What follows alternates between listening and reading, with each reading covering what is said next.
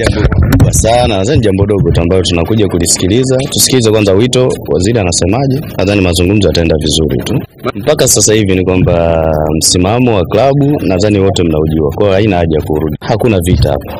Tumekuja kusikiliza, tusikie waziri anasemaje, serikali inasemaje. Mwisho wa siku kama nilivyosema awali, tutachukua lile ambalo tuna uwezo nalo, ambalo litakuwa na maslahi mapana kwa klabu yetu. Hilo ndio msingi. Kwa sasa hivi kwa ilipofikia, kwanza kwa maslahi mapana ya klabu yetu, haina tatizo, lakini sisi haituhusu kwa upande wao. Sisi tunaangalia kwetu, kwa sababu wao waliyofanya wanayajua wenyewe.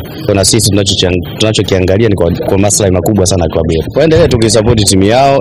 Jumamosi kesho kutwa tuna mechi dhidi ya Songea kwa ajili ya FA, alafu baada ya hapo tuna mechi ya ligi ambayo inayofuatia tutacheza na Tabora kule Tabora tarehe 2. Kwa hiyo nadhani ratiba yetu ndio hiyo inayoendelea. Haya mengine yote tayari yalishapita. Yanga Makaka. Mwamba kutoka kanda zile. Karibu sana. Mwamba kaingia da. Umeshaingia?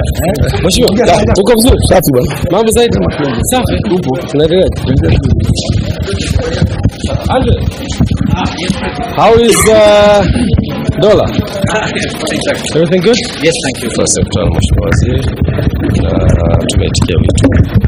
Kikao kitakuwa kifanyikia Dodoma, baadaye tutakuwa maelekezo kitafanyika hapa. Kwa hiyo tumekuja kusikiliza yale ambayo Mheshimiwa Waziri ametutia. Kwa hiyo nafikiri itakuwa ni siku nzuri baada ya kutoka kwenye kikao. Kama kuna sababu ya kuzungumza, basi tutazungumza. Lakini tumeitikia wito wa serikali, tumeitikia wito wa Mheshimiwa Waziri, naamini kutoka kuna mambo mazuri. Asante.